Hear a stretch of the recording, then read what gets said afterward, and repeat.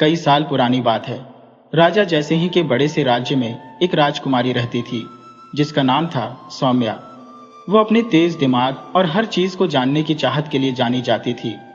उसने अपनी पूरी जिंदगी बड़े बड़े गुरुओं और किताबों से ढेर सारा ज्ञान लिया था, पर उसके दिल में दो सवाल हमेशा घूमते रहते थे।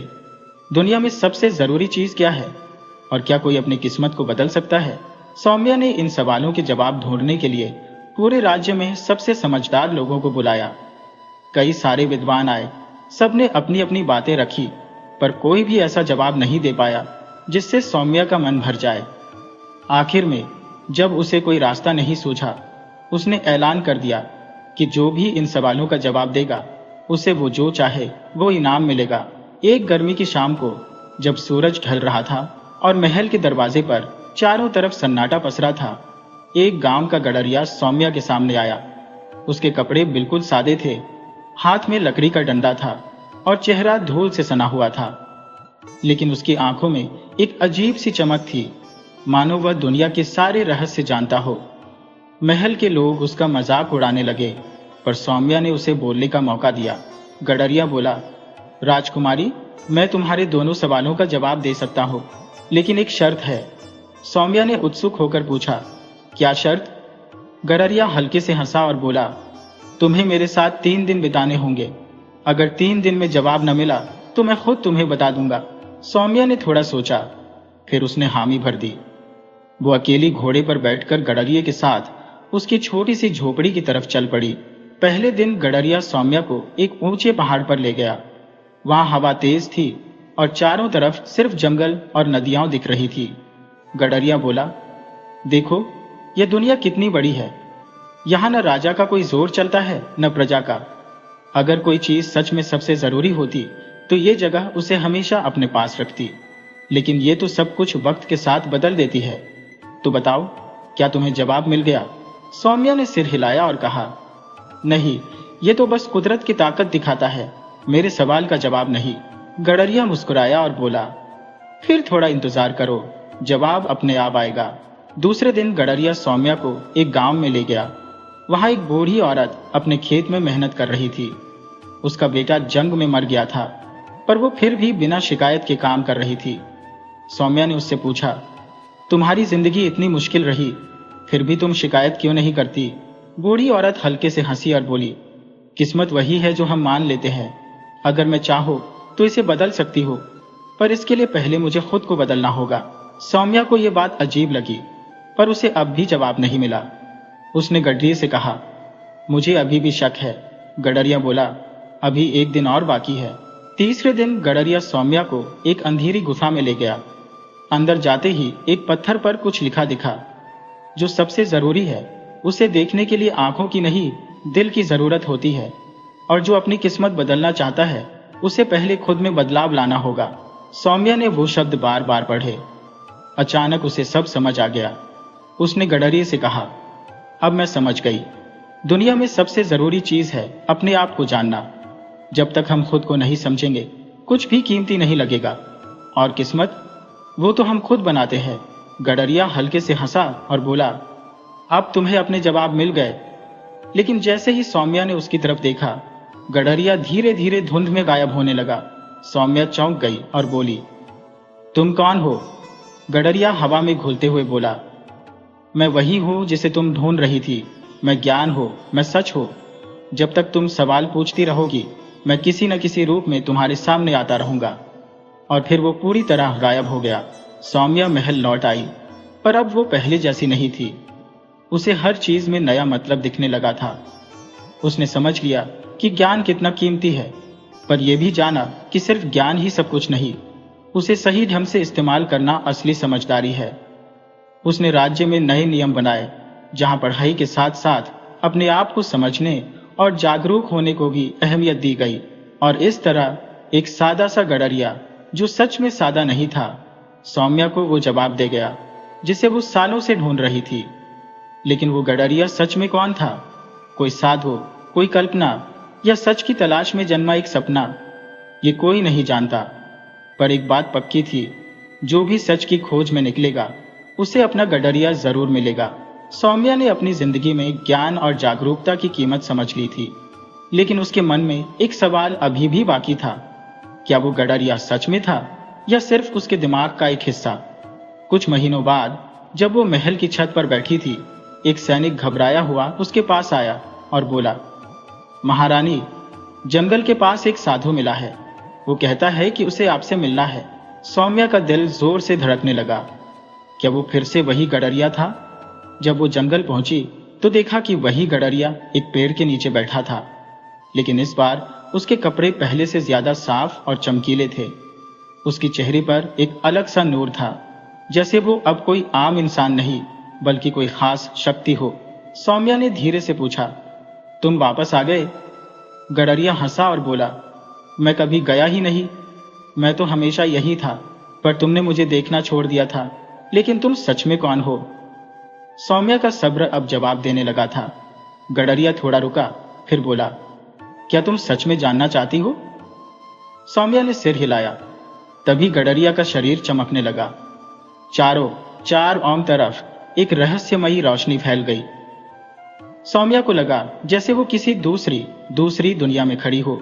उसकी आंखों के सामने पुरानी बातें तैरने लगी, राज्य का बनना, उसके पुरखों की कहानियां, और फिर एक अजीब सा नजारा जिसमें वो खुद एक साधारण लड़की थी जो वर्षों पहले जंगल में खो गई थी।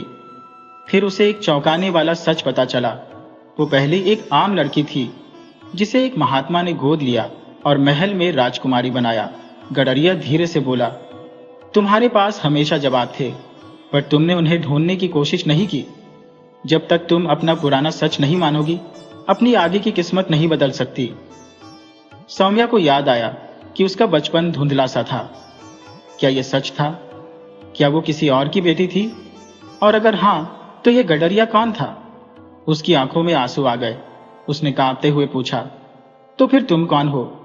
गडरिया हल्के से हंसा और बोला, जो सच की तलाश करता है, मैं उसे रास्ता दिखाने आता हूं, और जब वो सच समझ लेता है, मैं चला जाता हूं। अब तुम्हें मेरी जरूरत नहीं। इतना कहकर वो हवा में गायब हो गया। सौम्या चौंक कर खड़ी रह गई। जंगल में सन्नाटा था। क्या यह सब सच था या उसके मन का खेल? लेकिन जब उसने अपनी मुट्ठी खोली तो उसमें एक छोटा सा चमकता पत्थर था, वैसा ही जैसा उसने गडरिये के पास देखा था। सौम्या उस चमकते पत्थर को देखती रही। ये कोई आम पत्थर नहीं था, ये गर्म था, जैसे उसमें कोई ताकत हो। उसकी रोशनी धीरे धीरे धड़क रही थी, मानो कोई जिंदा चीज सांस ले रही हो। वो महल लौट आई, पर अब वो पहले जैसी नहीं थी। उसके दिमाग में सवालों का ढेर लग गया था। क्या ये पत्थर कोई जादू है या गडरिये की निशानी? उस रात जब वो महल के पुस्तकालय में बैठी थी, उसने पुरानी किताबें खंगालनी शुरू की। अचानक उसे एक किताब मिली जिसका नाम था किस्मत का पत्थर। उसमें लिखा था कि सैकड़ों साल पहले एक महात्मा ने अपनी ताकत और ज्ञान को एक पत्थर में बंद कर दिया था। ये पत्थर सिर्फ उसी को मिलता है जो सच की तलाश में हो। जो इसे समझ लेगा, वो अपनी किस्मत बदल सकता है। सौम्या की सांसें तेज हो गईं। क्या यही वो पत्थर था? वो उसे ध्यान से देखने लगी। तभी बाहर से जोर का शोर सुनाई दिया। सैनिक दौड़ते हुए आए और बोले, महारानी, जंगल में एक अजीब सी ताकत दिखी है। वहां रोशनी का एक गोला हवा में घूम रहा है। सौम्या चौंक गई। क्या यह गडरिये का कोई संकेत था? वो फौरन घोड़े पर सवार हुई और जंगल की तरफ चल पड़ी। सैनिकों ने उसे रोकने की कोशिश की, पर उसने किसी की नहीं सुनी। जंगल पहुंचते ही उसने देखा कि वो जगह जहां वो गडरिये से मिली थी, रोशनी से नहाई हुई थी। बीच में एक पत्थर का चबूतरा था जिस पर कुछ लिखा था। उसने धीरे से पढ़ा, जिसने इस पत्थर को अपनाया उसके लिए दो रास्ते हैं।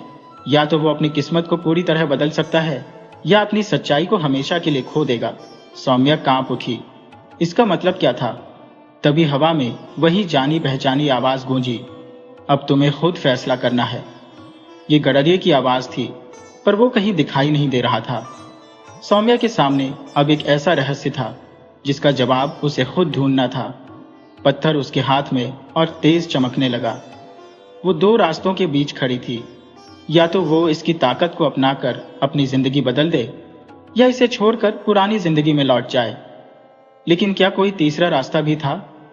तभी उसे गडरिये की बात याद आई। जो अपनी किस्मत बदलना चाहता है उसे पहले खुद को बदलना होगा। सौम्या ने पत्थर को ध्यान से देखा और फैसला किया कि वो इसे अपनाएगी, नहीं लालच में बल्कि सच जानने के लिए। उसने पत्थर को अपने दिल के पास रखा। अचानक जंगल रोशनी से भर गया। रोशनी कम हुई तो सौम्या खुद को एक अजीब जगह पर पाई। ये कोई साधारण जंगल नहीं था, बल्कि एक पुराना मंदिर का खंडहर था। दीवारों पर पुराने चित्र बने थे, राजा, साधु और एक शख्स जो गडरिये जैसा दिखता था। क्या वो गडरिया कोई आम इंसान नहीं था? वो आगे बढ़ी। एक पत्थर पर लिखा था, जिसने इस पत्थर को अपनाया वो अपना अतीत और भविष्य देख सकता है, पर सावधान, सच हमेशा वैसा नहीं होता जैसा दिखता है। तभी एक औरत की आवाज आई, तुम यहां तक पहुंच गई सौम्या? सौम्या ने पलटकर देखा। एक बुजुर्ग पर ताकतवर दिखने वाली औरत खड़ी थी। उसकी आंखों में गहरी समझ थी। उसके हाथ में वही पत्थर था जो अभी सौम्या के पास था।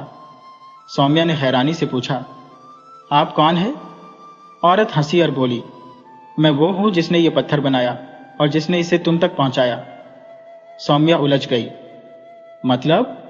औरत ने धीरे से कहा, सौम्या, तुम इस महल में पैदा नहीं हुई थी। तुम्हारी किस्मत पहले से लिखी गई थी, पर तुमने इस पत्थर को छूकर उसे फिर से लिखने का मौका पा लिया। अब सवाल यह है, क्या तुम अपना असली अतीत जानना चाहती हो? सौम्या का दिल जोर जोर से धड़कने लगा। क्या वो अपनी सच्ची पहचान जानना चाहती थी? क्या उसे वो सच पता चलेगा जो सालों से छुपा था?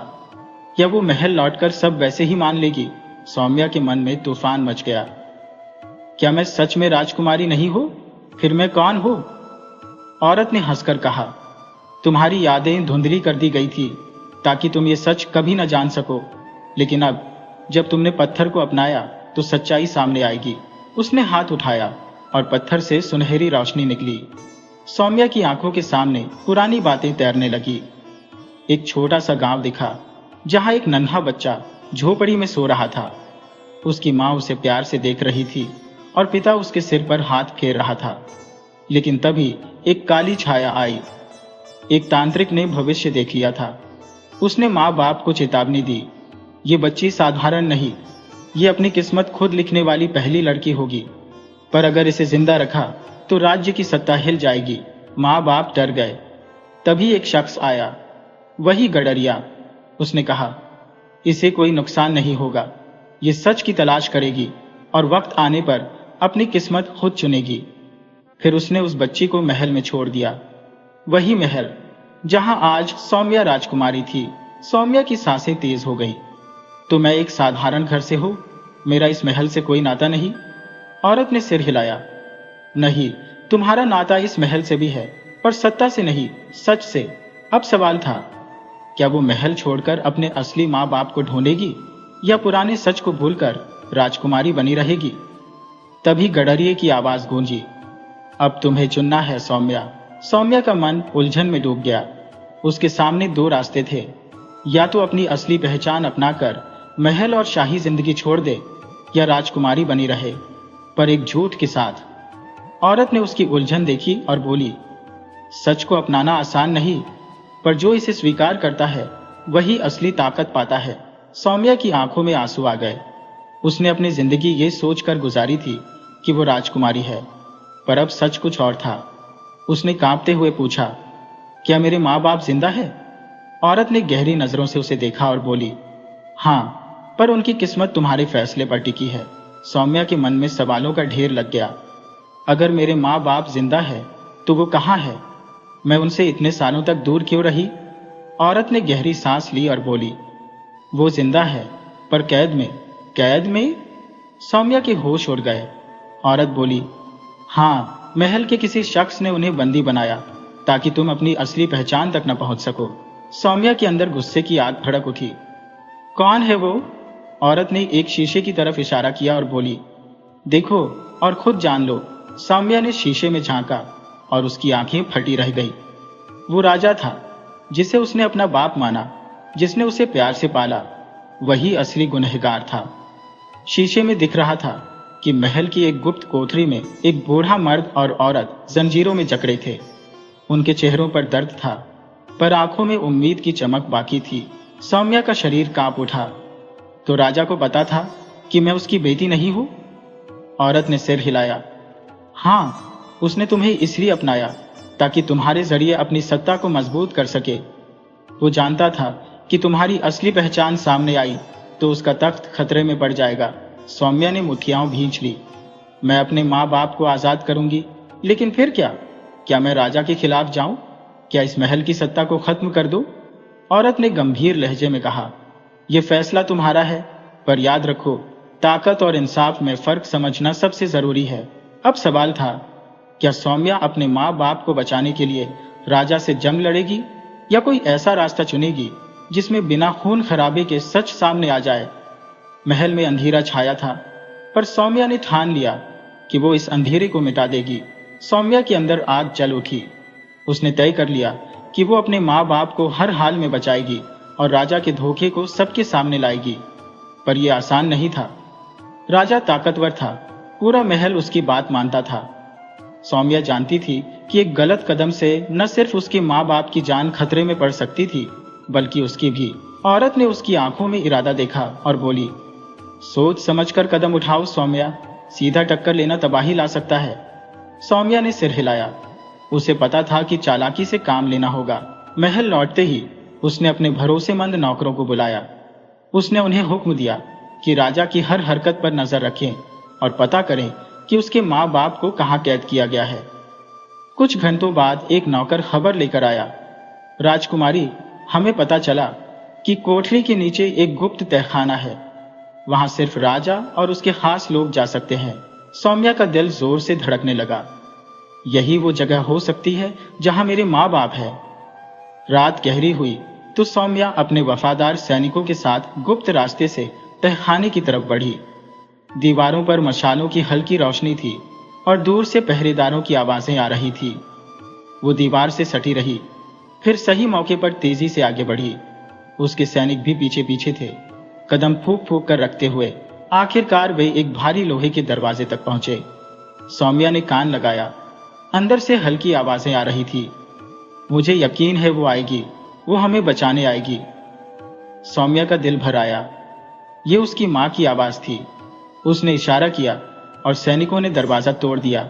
अंदर का नजारा देख सौम्या की आंखें नम हो गईं। 2 लोग जर्जर हालत में जंजीरों में जकड़े थे, लेकिन उनके चेहरों पर उम्मीद की चमक थी। मां, पिता! सौम्या दौड़कर उनके पास पहुंची। दोनों की आंखों में पहले हैरानी, फिर खुशी छा गई। लेकिन इससे पहले कि वो उन्हें आजाद कर पाती, पीछे से तेज कदमों की आवाज आई। सौम्या ने तलवार निकाल ली। वो जानती थी कि ज्यादा देर टिकना मुश्किल था। उसके कुछ सैनिक गिर चुके थे और राजा के सैनिकों की तादाद बढ़ती जा रही थी। तभी महल के बड़े दरवाजे पर जोर का धमाका हुआ। गांव के लोग और महल के कुछ वफादार सैनिक जो सौम्या का सच जान चुके थे, उसकी मदद के लिए आ गए। जंग छिड़ गई, लेकिन अब सवाल था, क्या सौम्या राजा को बेनकाब कर पाएगी या राजा कोई नया धोखा देकर सच छुपा लेगा? महल के गलियारे जंग के मैदान बन गए। तलवारों की टक्कर की आवाजें गूंज रही थी। सौम्या अपने माँ बाप को बचाकर बाहर ले जाना चाहती थी, पर राजा के सैनिकों ने चारों तरफ घेर लिया। राजा खुद अपने शाही कवच में वहां आ पहुंचा। उसके चेहरे पर गुस्सा था, पर आंखों में हल्का डर झलक रहा था। तो तुमने सच जान लिया सौम्या, राजा गरजा। पर यह मत भूलो कि मैंने तुम्हें पाला पोसा। ये महल मेरा है। तुम्हारी असली पहचान तुम्हें यहाँ की रानी नहीं बना सकती। सौम्या ने तलवार कसकर पकड़ी। मुझे तुम्हारी दी हुई झूठी पहचान नहीं चाहिए। मैं अपनी किस्मत खुद लिखूंगी। राजा हंसा और इशारा किया। अचानक छत से लोहे की जंजीरें नीचे गिरी। ये उसका जाल था। वो चाहता था कि सौम्या और उसके साथी उलझ जाए। सौम्या फुर्ती से हटी, पर कुछ सैनिक फंस गए। इससे पहले कि राजा हमला करता, सौम्या ने एक मशाल गिराई। जलती मशाल जंजीरों से टकराई और आग फैलने लगी। राजा पीछे हटा। ये क्या कर रही हो? अगर आग बढ़ी तो महल जल जाएगा। सौम्या की आंखों में न डर था, न हिचक। अगर इस महल की नींव झूठ और नाइंसाफी पर टिकी है तो इसे जलकर राख हो जाना चाहिए। राजा गुस्से से कांप उठा। उसने तलवार निकाली और सौम्या पर झपटा। सौम्या ने भी जवाब दिया। दोनों के बीच जबरदस्त लड़ाई शुरू हो गई। राजा चालाक था, पर सौम्या की इच्छा अटल थी। वो हर बार का जवाब तेजी से दे रही थी। थोड़ी देर में राजा की तलवार छिड़क गई और सौम्या की तलवार उसकी गर्दन तक पहुंच गई। अब ये जंग खत्म हुई राजा, तुम्हारा वक्त खत्म, सौम्या बोली। राजा ने घबराकर इधर उधर देखा। उसके अपने सैनिक भी उसे छोड़कर भाग रहे थे। वो अकेला पड़ गया था। सौम्या ने राजा को कैदी बनाने का हुक्म दिया। महल में आग फैल रही थी, पर उसके साथी और गांव के लोग मिलकर उसे बुझाने लगे। कुछ घंटों में राजा की सत्ता खत्म हो गई। गांव के लोग और महल के वफादार सैनिकों ने सौम्या को नई रानी बनाना चाहा, लेकिन सौम्या बोली, मैं रानी नहीं बनना चाहती, मैं लोगों की सेवा करना चाहती हूँ, सिंहासन पर बैठकर नहीं, उनके साथ रहकर। सौम्या अपने माँ बाप के साथ अपने असली गांव लौट गई। वहां के लोग खुशी से झूम उठे। उसने अपने ज्ञान और ताकत से गांव को एक खुशहाल जगह बना दिया, जहां किसी के साथ नाइंसाफी न हो। इस तरह एक झूठ के महल से निकलकर सौम्या ने सच और इंसाफ की नई कहानी लिखी। सौम्या ने महल की सत्ता छोड़ दी और गांव को अपना घर बना लिया। लेकिन उसकी कहानी यहीं खत्म नहीं हुई। उसके माँ बाप जो सालों तक कैद में रहे, अब आजाद थे, पर उनके चेहरों पर बीते वक्त का दर्द साफ दिखता था। एक शाम जब गांव में लोग जश्न मना रहे थे, सौम्या अपने पिता के पास बैठी और बोली, पिताजी, क्या आपको लगता है मैंने सही किया, महल छोड़कर, राजा को हटाकर, ये नया रास्ता चुनकर? उसके पिता ने प्यार से उसकी तरफ देखा और बोले, बेटी, इंसाफ का रास्ता हमेशा मुश्किल होता है, पर तुमने न सिर्फ हमें बल्कि पूरे राज्य को नाइंसाफी से आजाद किया। ये तुम्हारी सबसे बड़ी जीत है। लेकिन ये शांति ज्यादा दिन नहीं टिकी। राजा, जिसे सौम्या ने कैदी बनाया था, जेल में चुप नहीं बैठा। उसने कुछ पहरेदारों को रिश्वत देकर अपनी तरफ मिलाया और एक रात जेल से भाग निकला। सुबह जब सौम्या को खबर मिली, वो चौकन्नी हो गई। अगर राजा भाग गया तो जरूर कोई नई साजिश रचेगा, उसने सोचा, और उसका डर सही निकला। कुछ दिनों बाद खबर आई कि राजा ने पड़ोसी राज्य से मदद मांगी थी।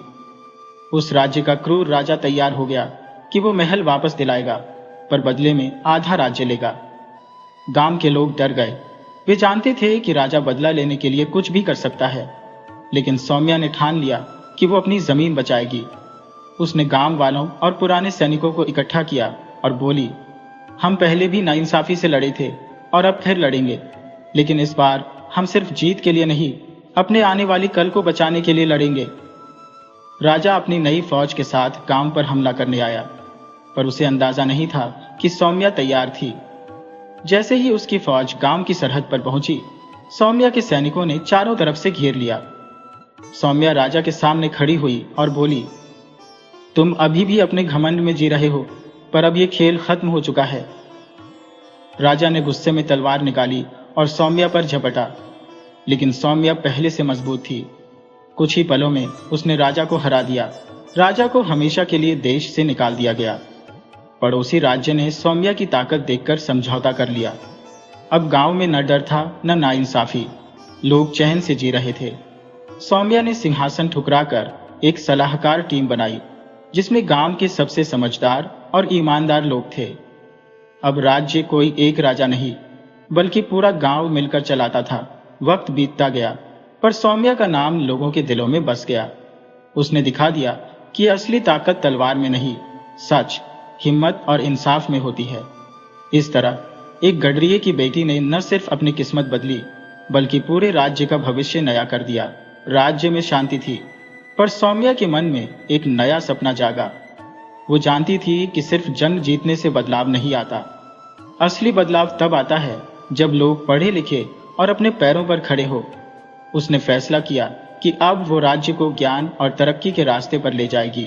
उसने पूरे राज्य में स्कूल खुलवाए ताकि हर बच्चा पढ़ सके। किसानों को नई तकनीक से खेती सिखाई, व्यापारियों को ईमानदारी और साफ सफाई की अहमियत समझाई। सैनिकों को बताया कि तलवार से ज्यादा जरूरी समझ और इंसाफ है। धीरे धीरे राज्य में नई क्रांति आई। अब ये साधारण गांव नहीं था, देश में इसे सबसे बेहतरीन और इंसाफ वाली जगह माना जाने लगा। एक दिन जब सौम्या गांव के पास एक स्कूल देखने गई, एक अजनबी उससे मिलने आया। वो बूढ़ा साधु जैसा लगता था, जिसकी आंखों में गहरी समझ थी। सौम्या ने उसका स्वागत किया और पूछा, आप कौन है? मुझसे क्या चाहते हैं? साधु हंसा और बोला, मैं वही हूं जिसने सालों पहले तुम्हारे माँ बाप को बचाया था जब राजा उन्हें मारना चाहता था। सौम्या हैरान रह गई। उसने कभी नहीं सोचा था कि उसके माँ बाप को बचाने वाला कोई होगा। आपने हमें पहले क्यों नहीं बताया? उसने पूछा। साधु ने गहरी सांस ली और बोला, क्योंकि तब वक्त सही नहीं था। लेकिन अब मैं तुम्हें एक और सच बताने आया हूं। तुम्हारा सफर अभी खत्म नहीं हुआ। तुम्हारे राज्य से भी बड़ा एक रहस्य है जो सालों से छुपा है। सौम्या की उत्सुकता बढ़ गई। कैसा रहस्य? साधु ने इशारा किया कि वो उसके साथ एक खास जगह चले। सौम्या अपने भरोसेमंद सैनिकों और सलाहकारों अर्जुन, वेदांत और अनाया के साथ उसके पीछे चल पड़ी। जंगल, पहाड़ और नदियां पार करते हुए वे एक गुफा तक पहुंचे। साधु ने एक पुरानी किताब निकाली जिस पर अनजान भाषा में कुछ लिखा था। ये उस खोए हुए ज्ञान की चाबी है जिसे राजा ने सालों पहले मिटाने की कोशिश की थी। ये ज्ञान दुनिया बदल सकता है, पर खतरनाक भी है। क्या तुम इसे जानने को तैयार हो? साधु ने गंभीर लहजे में पूछा। सौम्या ने गहरी सांस ली। वो जानती थी कि यह सफर आसान नहीं होगा, पर सच और इंसाफ की खोज उसकी फितरत थी। उसने साधु की तरफ देखा और हंसकर बोली, मैं हमेशा तैयार हूं। साधु ने कांपते हाथों से किताब सौम्या के सामने रखी। वो धूल से ढकी थी, पर जैसे ही सौम्या ने उसे छुआ, वो हल्के से चमक उठी। ये क्या है? सौम्या ने पूछा। साधु बोला, ये तुम्हारे पुरखों का ज्ञान है। इसमें ऐसे राज छुपे हैं जो राज्य को नया रूप दे सकते हैं, पर गलत हाथों में गए तो तबाही भी मचा सकते हैं। सौम्या ने किताब खोलने की कोशिश की, पर इसके अक्षर किसी अनजान भाषा में थे। क्या आप इसे पढ़ सकते हैं? उसने साधु से पूछा। साधु ने सिर हिलाया। इस भाषा को वही पढ़ सकता है जो अपने दिमाग, शरीर और आत्मा पर पूरा काबू रखता हो। ये कोई आम किताब नहीं, ये खुद अपने पढ़ने वाले को चुनती है। तभी गुफा में हलचल हुई। हवा तेज चलने लगी और ऐसा लगा जैसे कोई छुपी ताकत जाग उठी हो। किताब के पन्ने अपने आप पलटने लगे और उसमें से एक रहस्यमयी रोशनी निकली जो सौम्या के माथे पर पड़ी। अचानक सौम्या को एक अलग दुनिया दिखने लगी। वो एक पुरानी सभ्यता के बीच खड़ी थी। ऊंचे महल, लोग अजीब ताकतों का इस्तेमाल करते हुए, और एक सिंहासन पर एक रानी जो सौम्या जैसी दिखती थी। रानी ने सौम्या को देखा और बोली, तुम यहां हो, यानी वक्त आ गया है। सौम्या घबरा गई। ये सब क्या है? आप कौन है? रानी हंसी और बोली, मैं तुम्हारे पुरखों में से हूं। ये राज्य कभी सिर्फ तलवारों से नहीं, सच और आध्यात्मिक ताकत से चलता था, पर एक धोखे ने यह ज्ञान छीन लिया। अब तुम्हारी जिम्मेदारी है कि इसे वापस लाओ और सही इस्तेमाल करो। लेकिन सावधान, तुम्हारे दुश्मन भी जाग चुके हैं। अचानक सौम्या की नजर वापस गुफा में आई। माहौल डरावना हो गया था। गुफा के दरवाजे पर काले कपड़ों में कुछ छायाएं दिखी। उनकी आंखों में अजीब चमक थी। साधु का चेहरा सख्त हो गया। वे आ गए, वे इसे रोकना चाहते हैं। सौम्या ने तलवार पकड़ी। तो हमें तैयार रहना होगा। गुफा के बाहर जंग छिड़ने वाली थी। सौम्या जानती थी कि यह सिर्फ लड़ाई नहीं, एक नई यात्रा की शुरुआत थी जो राज्य और इतिहास को नया रूप देगी। काले कपड़ों वाले धीरे धीरे अंदर आए। वे इंसान नहीं, कोई और ताकत लगते थे। सौम्या ने तलवार निकाली, पर साधु ने उसका हाथ पकड़ा। तलवार से नहीं, दिमाग की ताकत से लड़ो। सौम्या समझ नहीं पाई, पर तभी उनमें से एक बोला, तुम नहीं जानती कि तुमने क्या खोल दिया। ये किताब तुम्हारे लिए नहीं, इसे हमें दे दो, वरना अंजाम भुगतना पड़ेगा। सौम्या ने डट कर कहा, यह ज्ञान सबके लिए है, किसी लालची ताकत के लिए नहीं। मैं इसे तुम्हें कभी नहीं दूंगी। इतना सुनते ही वे हवा में तैरने लगे। उनके हाथों से नीली रोशनी निकली जो सौम्या की तरफ आई। सौम्या झुककर बची, पर गुफा की दीवारें हिलने लगी। साधु ने फटाफट किताब सौम्या को पकड़ाई। इसे खोलो और इसकी ताकत को महसूस करो। सौम्या ने कांपते हाथों से किताब खोली। अचानक उसे उसकी भाषा समझ आने लगी। वो हैरान रह गई। ये वही भाषा थी जो उसने सपने में देखी थी। पढ़ो, साधु चिल्लाया। सौम्या ने किताब में लिखे मंत्र को जोर से पढ़ा।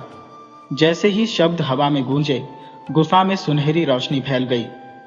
उन छायाओं की ताकत कमजोर होने लगी। वे जम गए, जैसे कोई अदृश्य ताकत उन्हें रोक रही हो। उनमें से एक चीखा, ये मुमकिन नहीं, ये ताकत अभी भी जिंदा है। सौम्या को समझ आया, कि ये कोई साधारण किताब नहीं, ये एक खास ग्रंथ था जो सिर्फ इंसाफ चाहने वाले को अपनी ताकत देता था। उसने मंत्र और जोर से पढ़ा। छायाएं दर्द से चिल्लाने लगी, उनके काले कपड़े जलने लगे और वो धुएं में गायब हो गए। गुफा शांत हो गई। साधु ने राहत की सांस ली और सौम्या से बोला, अब तुम्हें अपना असली मकसद समझ आया? सौम्या ने सिर हिलाया। यह सिर्फ मेरा राज्य नहीं, पूरी दुनिया का खोया हुआ ज्ञान है। लेकिन अगर ये लोग इसे चाहते थे तो और भी दुश्मन होंगे। साधु हंसा। इसलिए तुम्हें अपनी यात्रा जारी रखनी होगी, ये तो बस शुरुआत है। सौम्या ने किताब अपने पास रखी और गुफा से बाहर निकली। सूरज की पहली किरण पहाड़ों से झांक रही थी, जैसे नया दौर शुरू होने का संकेत दे रही हो। लेकिन उसके मन में सवाल थे। अगर ये ज्ञान इतना अहम था तो इसे क्यों छुपाया गया? और ये लोग कौन थे? उसने गहरी सांस ली और ठान लिया कि अब वो सच की तलाश में निकलेगी, चाहे इसके लिए उसे पूरी दुनिया घूमनी पड़े। सौम्या के मन में सवालों का भंवर था। उसने कभी नहीं सोचा था कि उसकी जिंदगी इस मोड़ पर आएगी। वो एक साधारण राजकुमारी से योद्धा बनी और अब सच की खोजी बन रही थी। साधु ने बताया कि यह किताब सिर्फ एक हिस्सा थी। दुनिया में और भी गुप्त ग्रंथ थे जिनमें बड़े बड़े राज्य छुपे थे।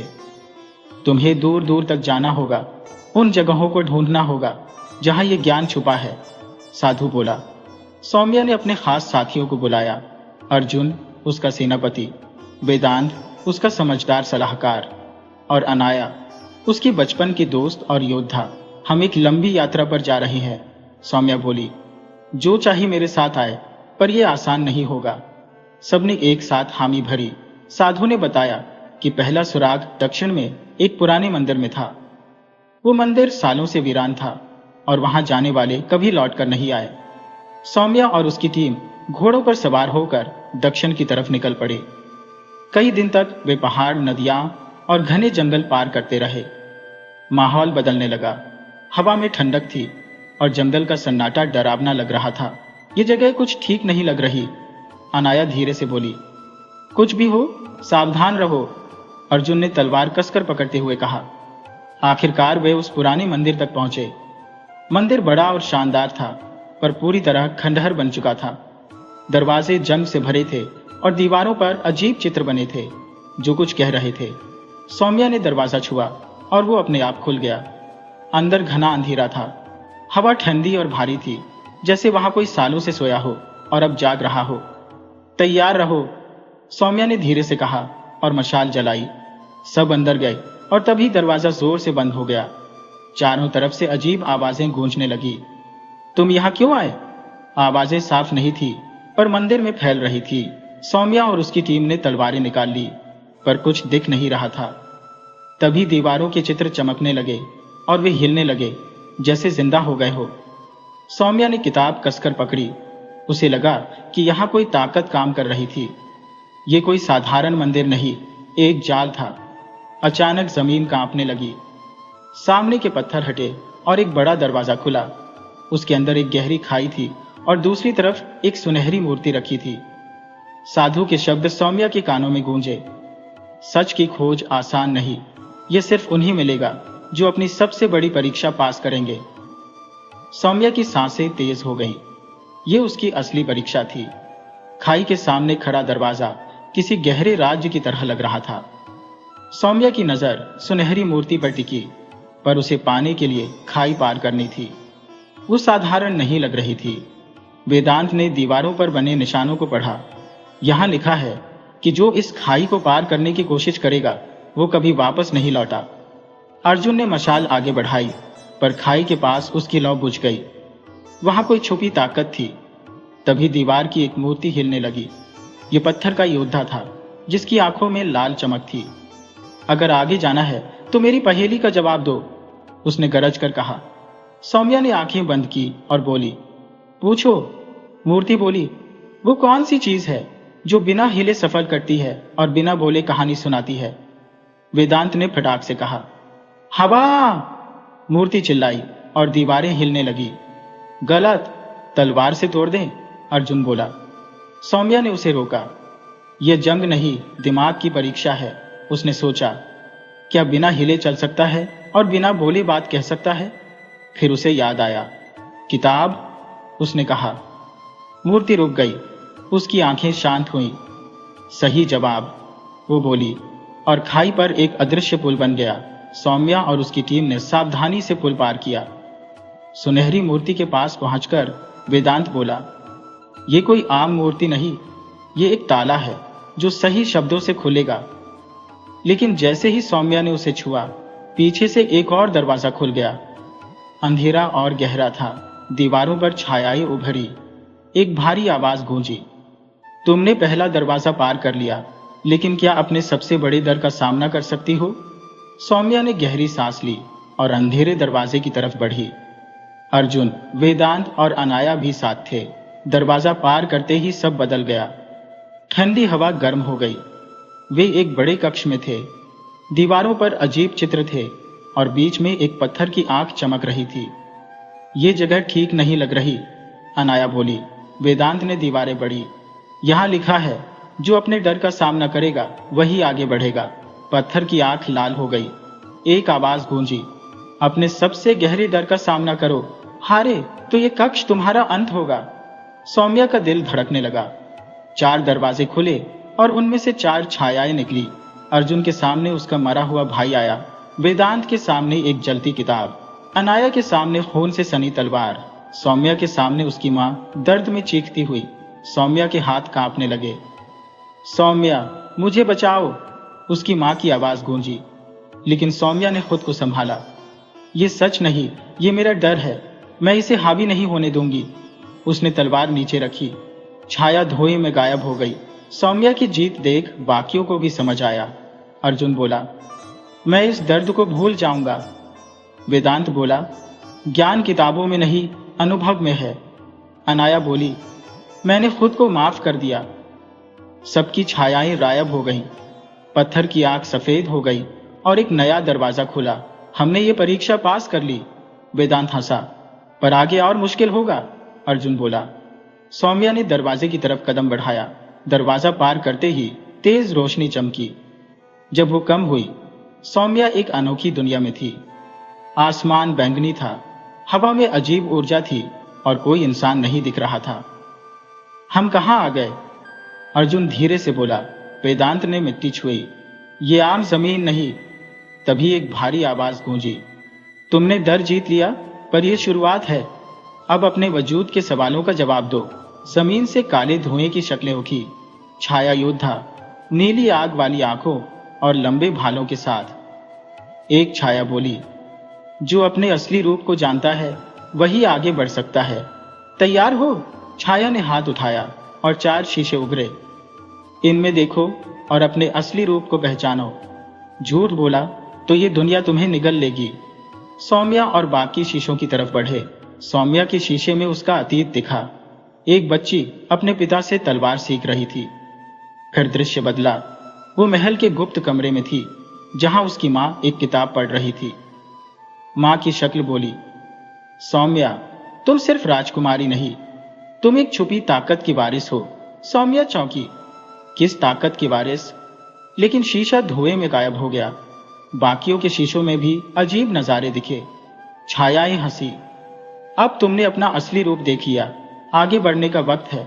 हर जवाब के साथ नया सवाल आता है। उनके सामने एक और दरवाजा खुला। सौम्या के मन में सवाल थे। अगर वो सिर्फ राजकुमारी नहीं तो कौन? उसकी मां क्या छुपा रही थी? वो आगे बढ़ी। नया दरवाजा पार करते ही वे एक बड़े कक्ष में आए।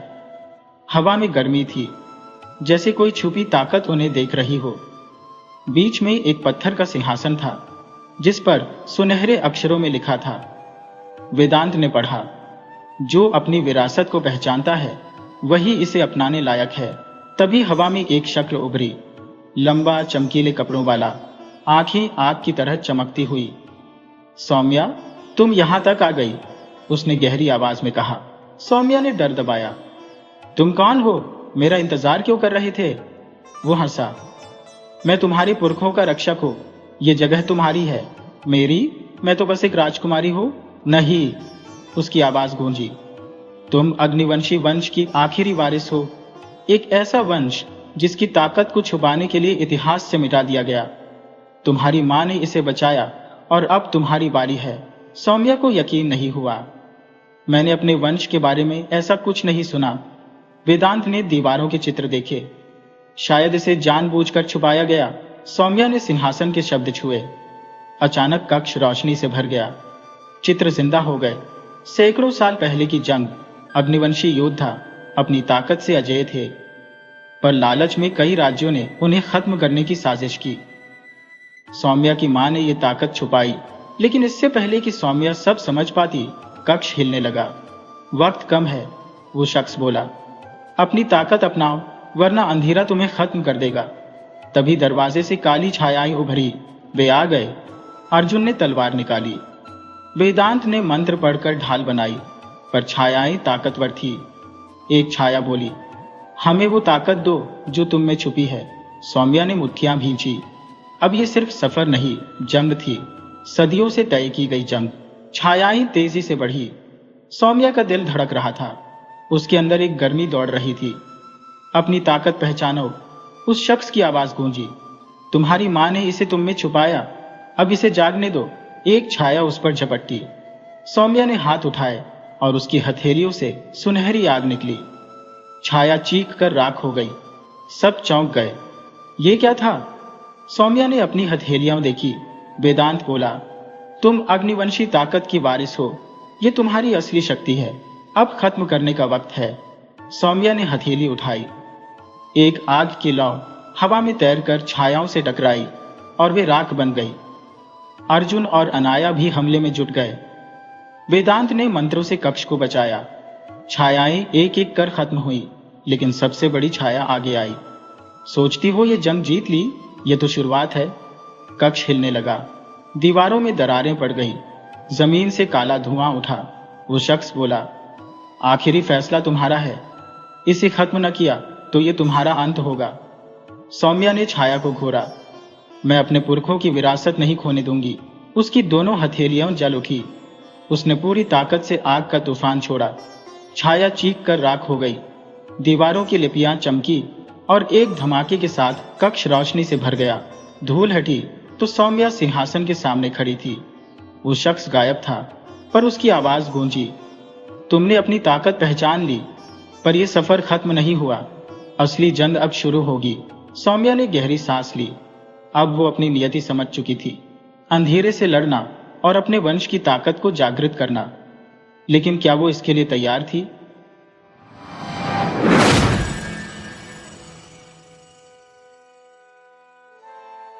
एक राज्य में एक बहुत समझदार लेकिन थोड़ी घमंडी राजकुमारी रहती थी। उसे अपनी अक्ल पर बड़ा गर्व था। वो हमेशा अपने दरबारियों और विद्वानों से मुश्किल मुश्किल सवाल पूछती और उन्हें जवाब न दे पाने की वजह से शर्मिंदा कर देती। एक दिन उसने ऐलान कर दिया, जो कोई मेरे 2 सवालों का सही जवाब देगा उसे मैं इनाम दूंगी, लेकिन अगर कोई जवाब न दे पाया तो उसे सजा मिलेगी। राज्य के बड़े बड़े विद्वान, मंत्री और नामी लोग एक एक करके आए, पर कोई भी दोनों सवालों का जवाब न दे सका। राजकुमारी को लगता था कि उसकी बुद्धि का कोई मुकाबला ही नहीं कर सकता। फिर एक दिन एक साधारण सा देहाती चरवाहा महल में आया। उसने कहा, मैं आपकी चुनौती लेना चाहता हूं। दरबार में सब हंस पड़े। सबको लगा कि ये अनपढ़ गंवार भला क्या जवाब देगा, लेकिन राजकुमारी को मजा आया। उसने सोचा, चलो देखते हैं ये क्या करता है। उसने अपने 2 सवाल पूछे। पहला सवाल था, इस दुनिया में सबसे कीमती चीज क्या है? चरवाहा हल्के से मुस्कुराया और बोला, वक्त, क्योंकि इसे न खरीदा जा सकता है, न खोने के बाद वापस पाया जा सकता है। राजकुमारी को यह जवाब अच्छा लगा, पर वो अभी पूरी तरह खुश नहीं हुई। फिर उसने दूसरा सवाल पूछा, ऐसी कौन सी चीज है जो सबके सामने होती है पर लोग उसे नजरअंदाज कर देते हैं? चरवाही ने फट से कहा, सच, ये हमेशा हमारे सामने होता है पर लोग इसे मानना नहीं चाहते। राजकुमारी दंग रह गई। उसे लगा था कि यह चरवाहा भी बाकियों की तरह हार मान लेगा, पर इसके जवाब तो गहरे और सच्चे थे। दरबार में सबके कान खड़े हो गए। कुछ लोगों को यह बर्दाश्त नहीं हुआ कि एक साधारण चरवाहा राजकुमारी की अक्ल से टक्कर ले ले। फिर भी राजकुमारी ने मुस्कुराकर कहा, तू सच में कमाल का है, लेकिन अब मैं तुझसे एक आखिरी सवाल पूछूंगी। अगर तू इसका जवाब दे देगा तो मैं तुझे जीता हुआ मान लूंगी। चरवाहे ने हाँ में सिर हिलाया। राजकुमारी ने गहरी सांस ली और बोली, मैं कौन हूं?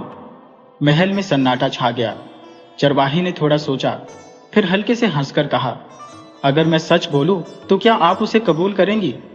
राजकुमारी ने हाँ कहा। चरवाहा बोला, आप वो है जो सच को समझने लगी है पर उसे पूरी तरह अपनाने से अभी डरती है। ये सुनते ही राजकुमारी का चेहरा बदल गया। उस सोच में डूब गई, क्या वो सच में सत्य से मुंह मोड़ रही थी? दरबार में सब चुप थे। चरवाहा बिना कुछ कहे बस मुस्कुराता हुआ चला गया। राजकुमारी उसे जाते हुए देखती रही। उसके दिल में अजीब सी हलचल मच गई। पहली बार किसी ने उसे ऐसे जवाब दिए थे जो न सिर्फ समझदारी से भरे थे बल्कि उसे अपने बारे में सोचने पर मजबूर कर रहे थे। वो उस चरवाहे को देखती रही जो बिना घमंड के अपनी सादगी से उसे चुनौती देकर चला गया था। अगले कुछ दिन राजकुमारी परेशान रही। नींद नहीं आई। चरवाहे की बातें बार बार उसके कानों में गूंजती रही।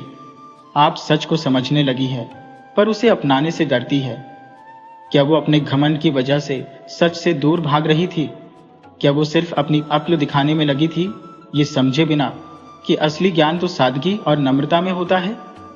उसने फौरन सिपाहियों को भेजा कि उस चरवाहे को ढूंढकर महल लाए। पर जब सिपाही गांव पहुंचे तो चरवाहा वहां नहीं था। किसी को नहीं पता था कि वो कहां गया। कुछ बोले कि वो दूर देश चला गया, कुछ कहने लगे कि वो बस एक आम आदमी था जो अपनी राह पर आगे बढ़ गया। राजकुमारी को यकीन नहीं हुआ। उसने कई दिन तक उसे ढूंढवाया पर वो कहीं नहीं मिला। लेकिन चरवाहे के शब्द उसके दिल में हमेशा के लिए बस गए। उस दिन के बाद राजकुमारी बदल गई। उसने अपना घमंड छोड़ दिया और सच की तलाश में लग गई। वो पहले से ज्यादा नर्म और दयालु हो गई। धीरे धीरे राज्य में लोग उसकी अक्ल की नहीं बल्कि उसकी अच्छाई और समझदारी की तारीफ करने लगे। कई साल बीत गए। राजकुमारी अब बूढ़ी हो चली थी। एक दिन महल के बाहर एक छोटा लड़का आया। उसके कपड़े सादे थे पर उसकी आंखों में वही चमक थी जो कभी चरवाहे की थी। उसने राजकुमारी से पूछा, क्या आप बता सकती हैं कि इस दुनिया में सबसे कीमती चीज क्या है? राजकुमारी की आंखों में पुराने दिन तैर गए। वो मुस्कुराई, लड़के के सिर पर हाथ फेरा और बोली, वक्त, क्योंकि इसे न खरीदा जा सकता है न खोने के बाद पाया जा सकता है। लड़के ने सिर हिलाया और दूसरा सवाल पूछा, ऐसी कौन सी चीज है जो सबके सामने होती है पर लोग उसे नजरअंदाज कर देते हैं? राजकुमारी ने कहा, सच, ये हमेशा हमारे सामने होता है पर हम इसे मानने से डरते हैं। लड़का मुस्कुराया और चुपचाप चला गया। राजकुमारी उसे जाते हुए देखती रही। उसका दिल तेज धड़कने लगा। क्या ये वही चरवाहा था जो किसी नए रूप में आया था, या कोई और था जो उसकी तरह सच की तलाश में था? वो उसे रोकना चाहती थी और सवाल पूछना चाहती थी पर उसने खुद को रोक लिया। अब उसे जवाबों की भूख नहीं थी क्योंकि इस बार वो जवाब पहले से जानती थी। वो लड़के को जाते हुए देखती रही पर इस बार उसके मन में कोई खालीपन नहीं था। कई दिन बाद जब वो महल के बगीचे में टहल रही थी, एक बूढ़ा संत महल के दरवाजे पर आया। उसके चेहरे पर शांति थी, आंखों में गहराई। राजकुमारी ने उसे अंदर बुलाया और पूछा, बाबा, क्या आप बता सकते हैं कि सच की तलाश कहाँ खत्म होती है? संत ने हल्के से हंसकर कहा, सच की तलाश कभी खत्म नहीं होती।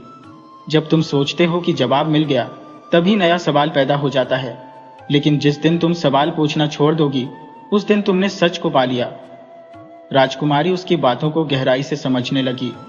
क्या वो अभी भी तलाश में थी या सच को पा चुकी थी? संत थोड़ी देर रुका, फिर चुपचाप चला गया।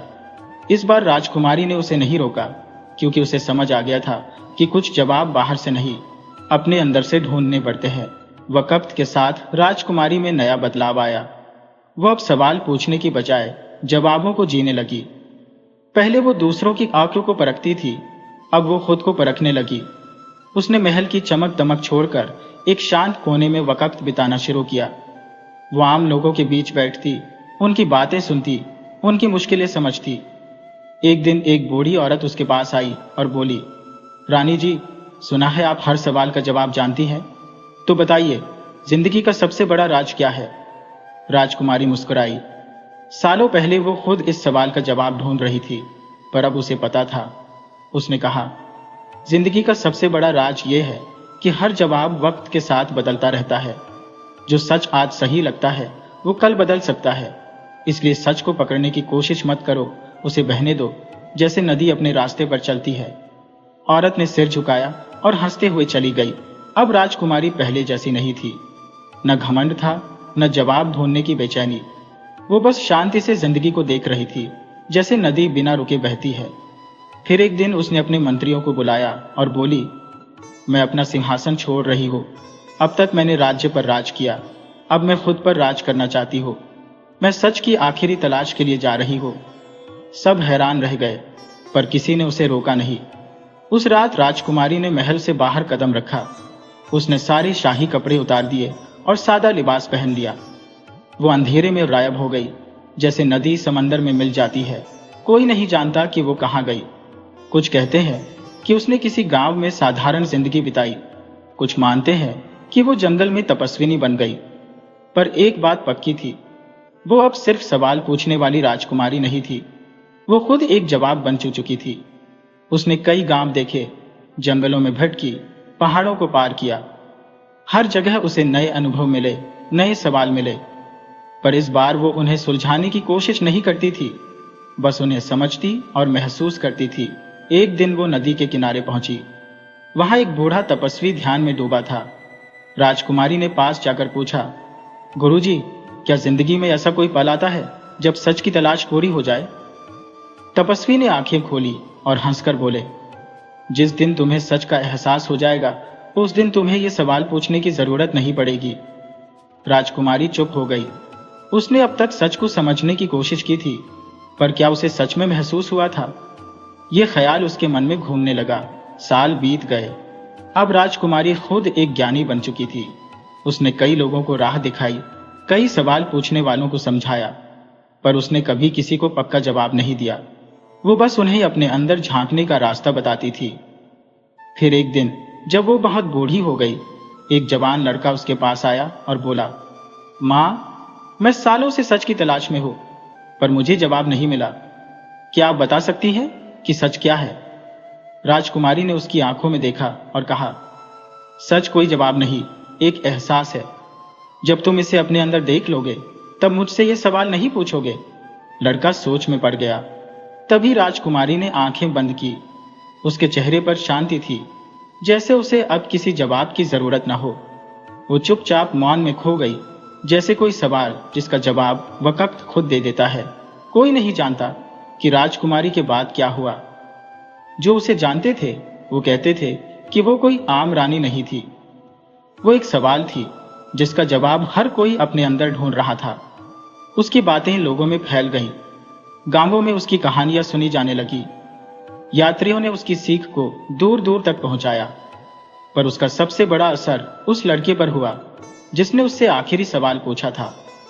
वो लड़का भी अपनी यात्रा पर निकल पड़ा।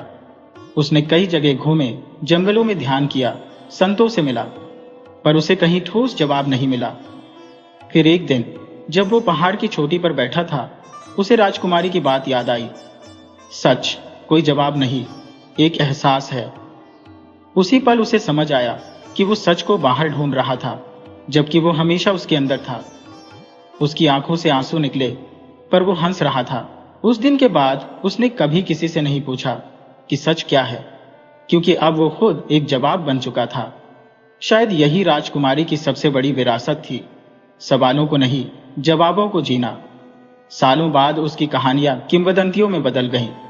कोई उसे ज्ञानी मानता, कोई संत, पर उसकी असली पहचान एक राज ही रही। वो लड़का भी एक ज्ञानी बन गया। लोग उसके पास आते, सवाल पूछते। जब कोई पूछता, क्या आपको राजकुमारी का सच मिल गया? वो बस हंसकर कहता, सच को पाना नहीं पड़ता, वो तो हमेशा हमारे साथ होता है, बस उसे देखने की नजर चाहिए। राज्य में राजकुमारी की याद धुंधली हो गई। नए राजा आए, महल में नए कदमों की गूंज होने लगी। पर कभी कभी कोई बूढ़ा दरबारी बाहर देखता तो उसे लगता कि कहीं दूर कोई औरत सादे कपड़ों में चल रही है, जैसे कोई सवाल जो वक्त के साथ कभी मिटता नहीं। महल वीरान हो गया, बगीचे के परिंदे उड़ गए, पर एक पेड़ अब भी खड़ा था जिसके नीचे वो सोचा करती थी।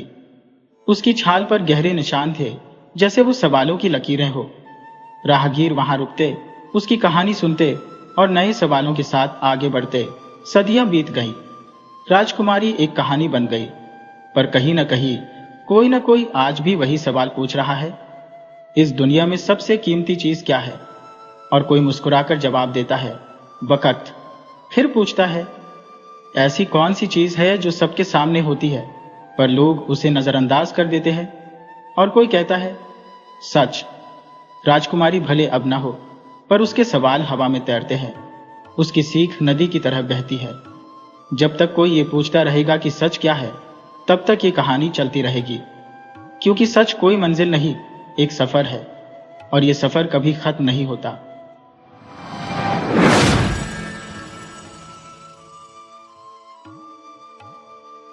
श्रीमान नानक चंद एक बड़े ही निर्धन मनुष्य थे। उनके 3 पुत्र थे और एक कन्या। वह प्रायः उदास ही रहते और अपनी किस्मत को कोसते। 50 के मासिक वेतन पर वह एक सेठ के पास मुनीम का काम करते थे। वेतन 50 और परिवार का खर्चा 60। अवकाश के समय वह 2-3 आर्टिकल्स के पत्र भी लिखा करते थे। वहां से उन्हें 15-20 की आमदनी हो जाती थी, परंतु इतना कुछ करने के बाद भी हाथ तंग ही रहता था। नानक चंद अत्यंत आतुर रहते। उनके मुख पर कभी किसी ने हंसी की रेखा नहीं देखी थी। उनको न खाने का शौक था और न पीने का। उनके साथ काम करने वाले लोग सोचते कि कैसा कंजूस आदमी है, जरा कपड़े तो उजले रखा करो। नानक चंद इन बातों का कोई उत्तर न देते और टाल जाते। जिस सेठ के पास काम करते थे, वहां पर 1 बजे के लगभग एक खाने वाला आता तो बाबू लोग कामकाज छोड़कर उसके आसपास घेरा लगा लेते थे। कोई 2 आने का जाता, कोई 4, परंतु नानक चंद को किसी ने भी कभी कोई वस्तु खाते हुए नहीं देखा। लोगों का ख्याल था कि उनकी प्रकृति ही ऐसी है, वे पेट काट काट कर बचाते हैं।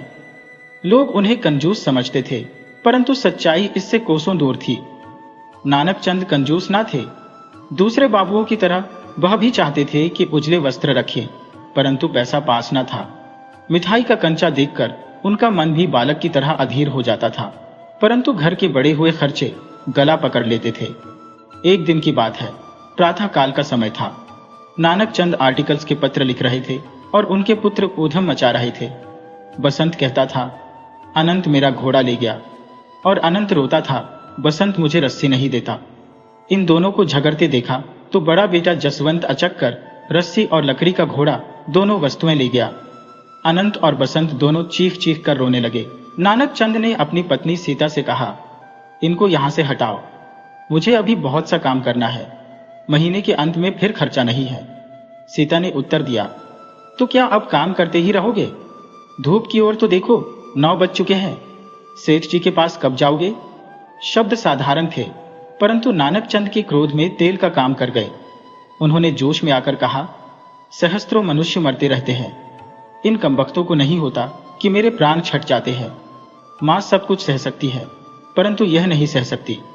सीता गमगीन होकर बोली, हाँ, इन्हें क्या करो? तुम्हारे घर में जन्म लेकर इन्होंने थोड़े सुख देखे हैं। अब बच्चे हैं, मौन कैसे बैठे रहें? इन्हें देखकर तो तुम्हें जहर सा चढ़ जाता है। नानक चंद ने सीता को इस प्रकार घूर कर देखा मानो काट ही जाएंगे, और उत्तर दिया, हाँ, जहर सा चढ़ जाता है। तुम्हें काम नहीं पड़ता, घर में बैठकर बातें बनाना जानती हो। जितना काम मुझे करना पड़ता है, उतना मेरे दफ्तर भर में कोई नहीं करता। तो ब्याह न करते इनमें। इन बच्चों का क्या दोष है? दोष है, मैं चिल्लाता रहता हूं कि चुप होकर बैठो, मुझे काम करने दो, परंतु यह मेरी बात पर काम नहीं करते। सीता ने धीरे से कहा, फिर बच्चे ही तो हैं, भूल कर बैठने हैं। मैं इनको मार मार कर इनकी हड्डियां तोड़ दूंगा। चलो रोटी का लो, दफ्तर का समय हो गया है। नानक चंद रोटी खाने बैठे, परंतु 2 ही कौर मुंह में डाले होंगे कि घड़ी ने 10 बजा दिए। नानक चंद ने हाथ खींच लिया और थाली हटा दी।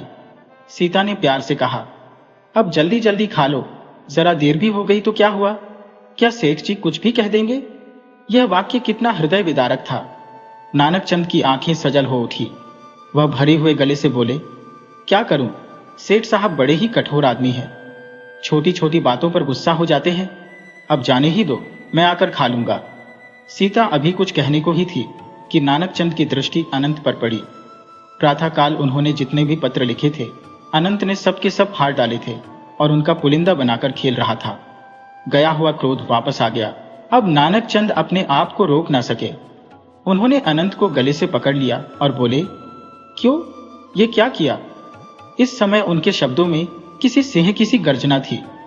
अनंत ने पहले पिता की ओर देखा, मानो उसने कोई अपराध नहीं किया, परंतु पिता की लाल आंखें देखकर वह सहम गया और धीरे से बोला, अब ना करूंगा। यही शब्द थे जिनको सुनकर नानक चंद पिघल जाते थे, जिससे उनका गुस्सा शांत हो जाता था। परंतु इस समय नानक चंद पर इसका कोई भी प्रभाव न पड़ा। सीता ने आगे बढ़कर अनंत से कहा, बेटा, बाबूजी के आगे हाथ जोड़ दे और फिर कभी कागज न छेड़ना। अनंत ने अपने भोले भाले हाथ जोड़कर अपराधी की तरह नेत्रों में आंसू भरकर कहा, अब न छेड़ूंगा। परंतु क्रोध के दरबार में विनती की कोई पूछ नहीं होती। नानक चंद ने बच्चे को मार मार कर अधमरा कर दिया। सीता ने उसे छुड़ाने का बहुत प्रयास किया, परंतु नानक चंद ने सुना अनसुना कर दिया और जब तक हाथ न थक गए वे बराबर मारते ही गए। इस मार से उनका क्रोध उतर गया, परंतु फटे हुए कागजों को कौन जोड़ सकता था। घर से बाहर जाकर उन्हें अपने की पर बड़ा ही पछतावा हुआ। जब तक वे गुस्से में थे तब तक सोच न सके, मगर दफ्तर जाकर जब चैन से बैठे तो उनको अपनी भूल का अनुभव हुआ। सोचने लगे, मैंने ऐसे ही बच्चे को मार दिया। बच्चे को क्या पता था कि उसने क्या कर दिया। वे कागज मेरे लिए बहुत ही कीमती थे, लेकिन बच्चे के लिए तो वह एक रड्डी का सामान थे। भूल उसकी नहीं, मेरी थी। मुझे चाहिए था कि मैं कागजों को संभाल कर रखता, न कि इस तरह से चारपाई पर फेंक देता। मैंने ठीक नहीं किया। उसने उस समय कैसी निर्दोष दृष्टि से मेरी ओर देखा था, जैसे कोई दया के लिए प्रार्थना कर रहा हो, परंतु मैंने ध्यान न दिया। उसकी वाणी कैसी मधुर थी, जैसे श्याम का संगीत हो। सांझ को जब मैं घर जाता हूं तो किस प्रकार प्यार से वह चिमट जाता है। दफ्तर का समय होता है तो मेरे जूते लाकर आगे रख देता है। उसका बाल हृदय क्या कहता होगा। अबोध बालक क्या जानता है कि यह कागज काम के हैं या बेकार।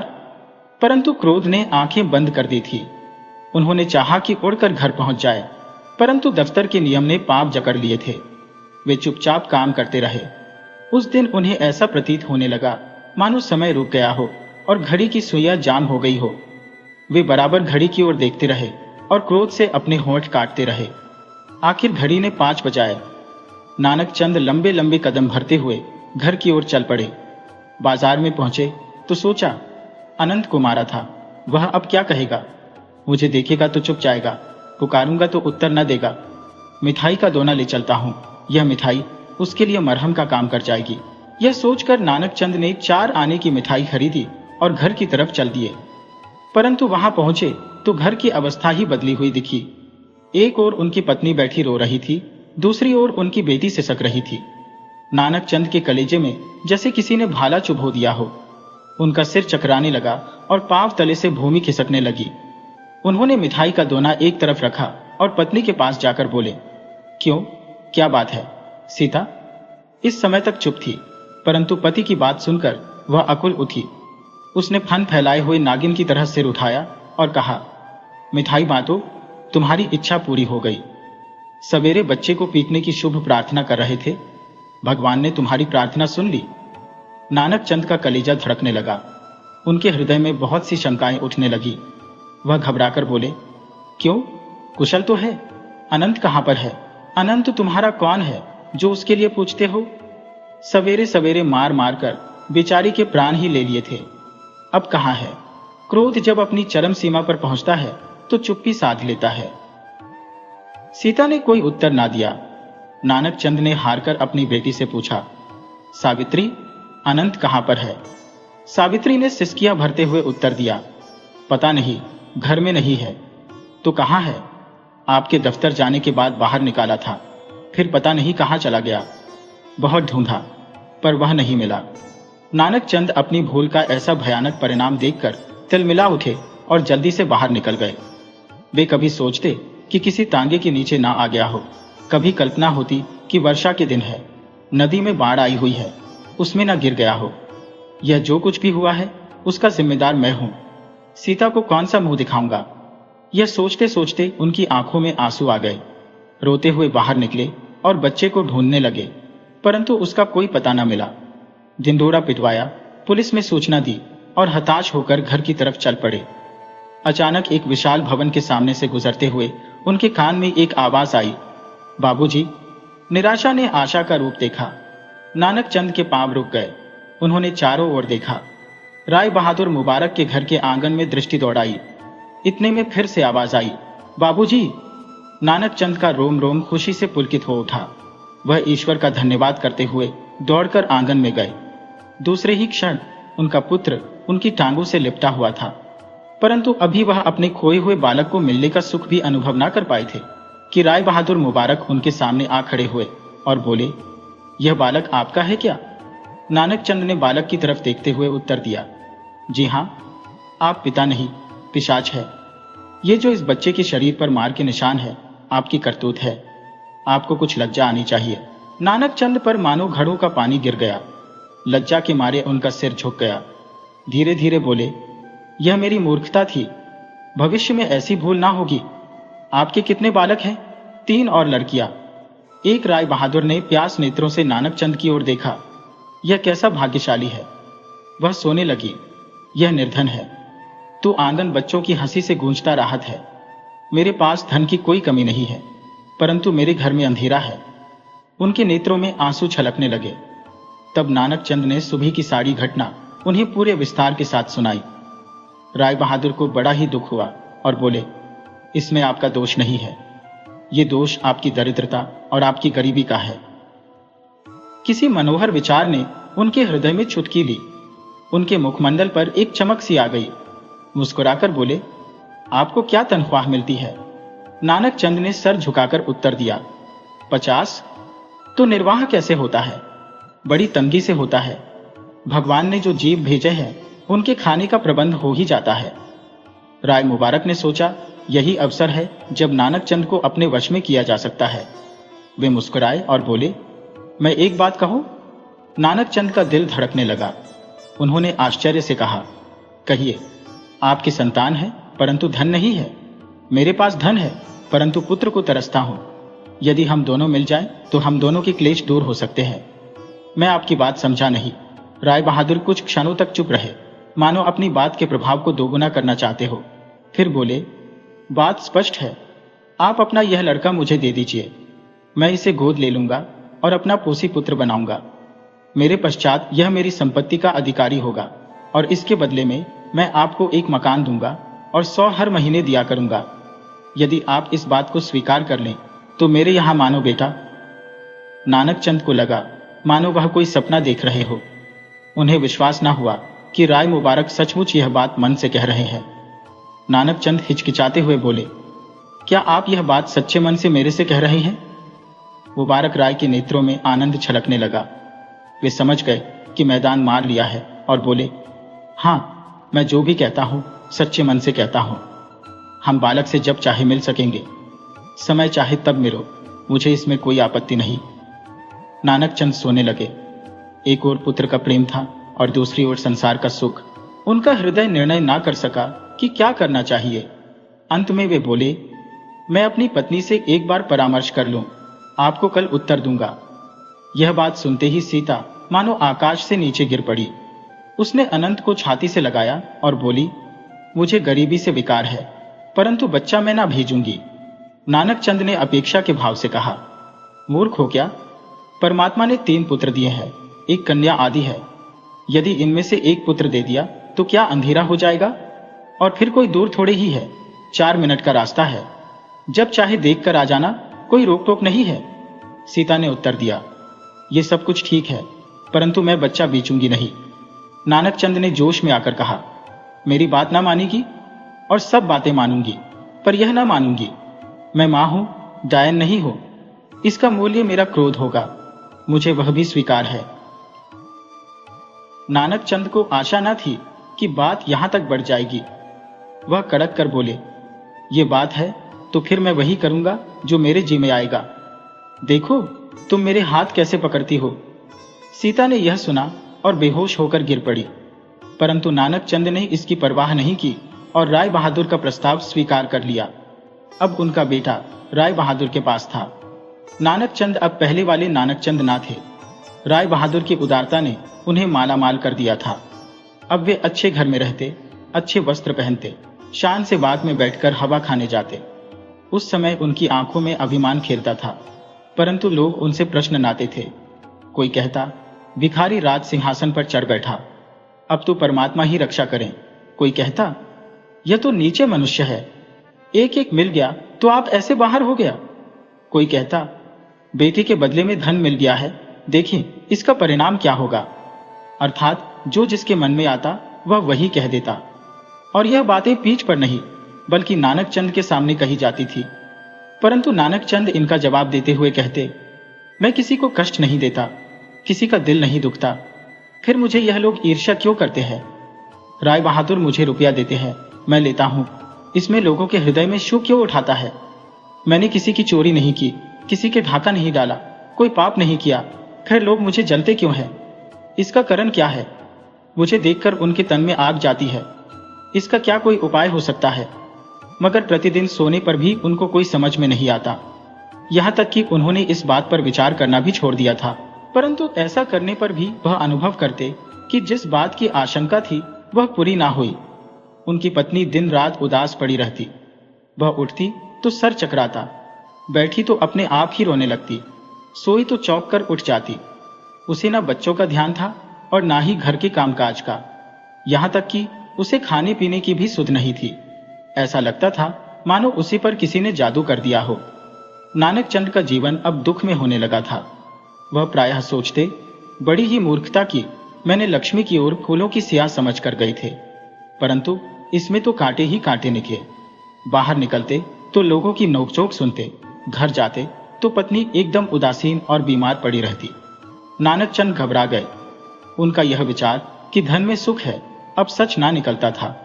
नानक चंद के नए मकान के निकट एक छोटी सी पुष्प वाटिका थी, जिसे उन्होंने अपनी इच्छा के अनुसार सजाया था। शाम के समय सीता को वहां पर ले जाते और उसे प्रश्न करने की चेष्टा करते, परंतु सीता के चित्त को शांति कहाँ मिलती थी। उसी पर कोई भी प्रभाव न पड़ता। इससे पहले वह हंसमुख और चंचल थी, परंतु अब उसके मुख पर मुस्कुराहट कभी न झलकती थी। सीता का हृदय भी बहुत ही दुखी था, परंतु वह अपने दुख को जबान पर लाना उचित न समझती थी। इस हृदय वेदना का परिणाम यह हुआ कि सीता का शरीर दुर्बल होने लगा और उसे हल्का हल्का ज्वर रहने लगा। खाट से उठाना उसके लिए कठिन हो गया। राय मुबारक को भी जब यह समाचार मिला तो उन्हें भी चिंता हुई। उन्होंने एक योग्य डॉक्टर भेजा और साथ ही कम करने के लिए नौकरानी का भी प्रबंध कर दिया, जो दिन रात सीता के सिरहाने खड़ी रहती थी। परंतु इतना सब करने पर भी सीता का रोग कम ना हुआ। वह दिन ब दिन और भी शिथिल होती जा रही थी। यहां तक कि नानक चंद ने एक दिन डॉक्टर से पूछा, कोई भी औषधि काम क्यों नहीं कर रही। डॉक्टर ने विचित्र दृष्टि से नानक चंद की ओर देखा और उत्तर दिया, क्या कहूं, जहां तक हो सकता है मैं कर रहा हूं, फिर यह ठीक क्यों नहीं हो रही। नानक चंद ने व्यग्रता से पूछा, इस विषय में मैं कुछ नहीं कह सकता, डॉक्टर ने कहा। नानक चंद को चिंता हुई और फिर पूछने लगे, कहीं रोग असाध्य तो नहीं हो रहा। देखिए, मुझे धोखे में न रखें, जो भी बात है साफ साफ कह दीजिए। डॉक्टर ने उत्तर दिया, इसका बचाना अब कठिन है। नानक चंद के मस्तक पर पसीना आ गया। वे रुक कर बोले, यदि किसी पहाड़ पर ले जाऊं तो कैसा रहेगा, कोई फायदा ना होगा। फिर कोई और उपाय है जिससे इनका बचाना संभव है। और कोई उपाय नहीं है, डॉक्टर ने गंभीरता से उत्तर दिया। नानक चंद समझ गए कि डॉक्टर साहब क्या उपाय बताएंगे। फिर वे संभल कर बोले, मैं करूंगा, आप बताइए तो सही। यह बच्चे के वियोग में मर रही है, उसके वापस आने से इनके लिए संजीवनी बूटी हो जाएगी। मैं मानता हूं इसके लिए आपको भारी बलिदान करना होगा, परंतु पत्नी और संतान के सामने संसार के सभी सुख व्यर्थ है। इसमें कोई संदेह नहीं कि अब आपको सुख प्राप्त है, परंतु इनका हृदय 24 घंटे अपने बच्चे के लिए रोता रहता है। जहां पर अग्नि सुलग रही हो वहां पर औषधि क्या कर सकती है। इसीलिए यदि आपको अपनी पत्नी से प्रेम है और इन्हें बचाने की इच्छा है तो इनका बच्चा लाकर इन्हें वापस कर दें। इनके रोग की यही औषधि है। यह विचार नानक चंद के मन में पहले भी कई बार आया था, परंतु दूसरे के मुख से सुनकर उनके पैर भूमि में गड़ गए। उन्होंने नीचे की ओर देखते हुए उत्तर दिया, मैं स्वयं पछता रहा हूं, मैं कैसे भूल कर बैठा। आपके शब्दों ने मेरा विचार और भी दृढ़ कर दिया है। मैं इस संबंध को तोड़ दूंगा तो अभी लिखा पढ़ी नहीं हुई है। जी नहीं, जरा हौसले से बातचीत करना, उनके रोग में मत आना। इसकी चिंता न करें, मैं सब कुछ ठीक कर लूंगा। नानक चंद भले प्रकार से जानते थे कि सीता के रोग का कारण अनंत का वियोग है, परंतु वे इस बात की आशंका न थी कि यह रोग इतना घातक सिद्ध होगा, और इसी कारण से वे इस समय संभाले हुए थे। परंतु डॉक्टर की बात सुनकर उनका साहस टूट गया और उन्होंने निश्चय कर लिया कि जल्दी से जल्दी बालक को वापस ले आएंगे। इस कारण से उन्होंने अपना एक नौकर राय बहादुर के घर भेजा और अनंत का हालचाल पूछा। उत्तर आया कि अनंत भी बुखार से बेसुध पड़ा है और उसका इलाज भी डॉक्टर कर रहे हैं। नानक चंद के हृदय पर यह दूसरा आघात था। वे जल्दी से सीता के पास पहुंचे। वह नेत्र मूंद कर पड़ी थी। नानक चंद अधीर हो उठे। यह वही सीता थी जो सुबह से सांझ तक कामकाज में लगी रहती और कभी थकती न थी, और आज उसके हाथों में इतनी शक्ति भी न थी कि वह अपने मुख से मक्खियों तक उड़ा सके। सीता को देखकर नानक चंद के पांव डगमगाने लगे, नेत्रों में जल भर आया और सीता के पास बैठकर भरे हुए गले से बोले, सीता। सीता ने आंखें खोल दी। जब से नानक चंद ने उसकी इच्छा के विरुद्ध उनका पुत्र राय बहादुर को दे दिया था, तब से उसने नानक चंद से बातचीत करना बंद कर दिया था। परंतु इस समय उनके स्वर में भारिया हुआ था और नेत्रों से आंसू बह रहे थे। इन आंसुओं में सीता का क्रोध भी बह गया। उसने धीरे से उत्तर दिया, क्यों रोते हो, क्या होगा? शांति रखो। नानक चंद को बात करने का साहस हुआ। वह कांपते हुए बोली, मैं तुम्हारा अपराधी हूं। सीता ने निश्चय कर लिया था कि वह माफ नहीं करेगी, परंतु पति के पश्चाताप भरे शब्द सुनकर उसका क्रोध जाता रहा। वह रोती हुई बोली, मेरा अनंत मंगवा दो, नहीं तो मैं राजी ना होंगी। नानक चंद ने सीता की ओर सजल नेत्रों से देखा और उत्तर दिया, हाँ, मंगवा दूंगा। कब तक? सीता ने अधीरता से पूछा। कुछ समय लगेगा, उसे चंगा हो लेने दो, इतने में तुम भी ठीक हो जाओगी। सीता समझ न सकी कि नानक चंद का मतलब मंगवाने से क्या है, मिलने के लिए या हमेशा के लिए, परंतु स्पष्ट पूछने का उसका साहस ना हुआ। फिर कुछ सोचकर बोली, यह घर छोड़ना होगा। छोड़ देंगे, नानक चंद ने धीरता से उत्तर दिया। रुपए पैसे का फिर से कष्ट होगा, सीता ने कहा। नानक चंद ने जोश में आकर उत्तर दिया, मैं दिन रात के 24 घंटे काम करूंगा, सूखी रोटी खा लूंगा, परंतु बच्चे को सुख संपत्ति के लिए नहीं भेजूंगा। यह शब्द सुनकर सीता का हृदय आनंद सागर में लीन हो गया। अगले ही दिन सीता ने नौकर को बुलाया और पूछा, बाबूजी है? नौकर ने उत्तर दिया, उनकी छुट्टी पूरी हो गई है, वे दफ्तर गए हैं। तो तांगा ले आओ, सीता ने कहा। कहां जाना होगा? नौकर ने पूछा। राय बहादुर के मकान तक जाऊंगी, सीता ने उत्तर दिया। यह सुनकर नौकर हक्का बक्का रह गया और बोला, यह ना होगा, आपका शरीर बड़ा ही दुर्बल है। सीता ने उसकी ओर देखा और कहा, तुम्हारी अपेक्षा मुझे अपने जीवन से अधिक प्यार है, परंतु डॉक्टर ने मना किया है। उसने मेरा रोग ही नहीं पहचाना तो इलाज क्या करेगा? तांगा ले आओ, मैं अपना बच्चा देखने जाऊंगी। सीता ने उसकी बात पर कोई ध्यान न दिया और बागी में बैठकर चल पड़ी। उसका सर चकरा रहा था, शरीर कांप रहा था, परंतु बच्चे का प्यार उसे बल और साहस दे रहा था। राय बहादुर के घर पहुंचकर वह उड़ती हुई उनके हाल कमरे में जा पहुंची। वहां उसका बच्चा एक बहुत ही बढ़िया पलंग पर लेटा हुआ था। कमरे में बिजली का पंखा चल रहा था। सीता मातृ स्नेह की व्याकुलता से आगे बढ़ी, परंतु अचानक उसके पांव रुक गए। विचार आया, वह सुख, यह आनंद, यह ऐश्वर्य मेरे यहां इसे कैसे प्राप्त होगा? इसके लिए जिस प्रकार रुपया पानी की तरह यहां पर खर्च किया जा रहा है, मैं वह कैसे कर सकूंगी? फिर इसे इस स्वर्ग से खींचकर वापस नरक में धकेलना, क्या यही मां का प्यार है? क्या मातृ स्नेह यही है कि मैं अपनी छाती ठंडी करने के लिए इसे टुकड़े टुकड़े के लिए मोहताज बना दूं? क्या मातृ स्नेह यही है कि मैं इसके सुनहरे भविष्य को मिट्टी में मिला दूं?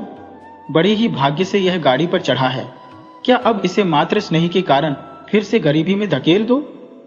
सीता का धैर्य चुक गया। वह रोती हुई मुड़ी और अपने 3 मास से बिछड़े हुए पुत्र से जाकर लिपट गई। कुछ समय तक मौन का साम्राज्य छाया रहा। ऐसा जान पड़ता था कि मानो किसी ने मां बेटे पर जादू कर दिया हो। अचानक सीता ने अनंत का मुख चूमा और पूछा, क्यों बेटा, यहां रहेगा? अनंत ने नेत्रों में आंसू भरकर उत्तर दिया, ना, घर चलूंगा। सीता ने पूछा, यहाँ मिठाई मिलती है? अनंत ने कहा, हाँ मिलती है। सीता ने फिर पूछा, तो वहां पर मिठाई ना मिलेगी? थोड़ी है, अनंत ने उत्तर दिया। थोड़ी भी नहीं है, सीता ने कहा। अच्छा, और अच्छे कपड़े भी नहीं है? अनंत ने पूछा। सीता ने उत्तर दिया, घर वाले कपड़े गंदे हैं। अनंत ने कहा, हाँ बेटा, घर वाले कपड़े गंदे हैं। अब बता, यहां पर रहेगा?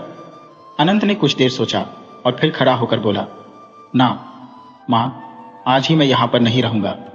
सीता ने फिर समझाते हुए कहा, यहां ना रहेगा?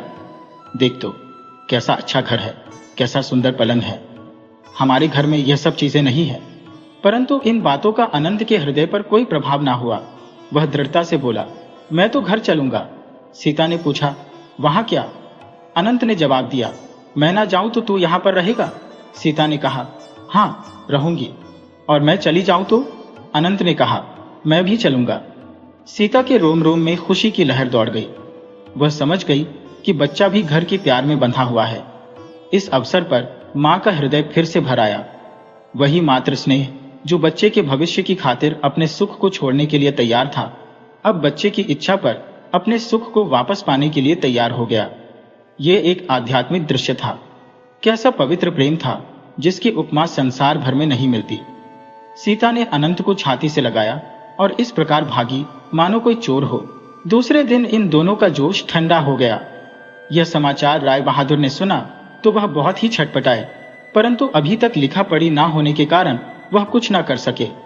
हाँ, नानक चंद को वह घर छोड़ना पड़ा और जो रुपए ले चुके थे उन्हें लौटाने के लिए सीता के आभूषण बेचने पड़े।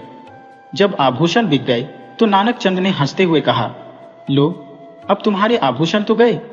सीता ने अनंत की ओर इशारा किया और कहा, मेरा यह अनमोल आभूषण मेरे पास है, परमात्मा से यही मांगती हूं। सीता और नानक चंद अब दोनों खुश थे।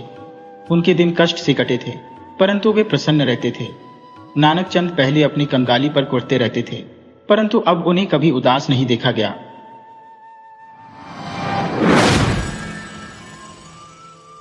वीडियो अच्छी लगी हो तो इसे लाइक करें और ऐसी ही मजेदार कहानियों के लिए चैनल को सब्सक्राइब करें और बेल आइकन दबाएं।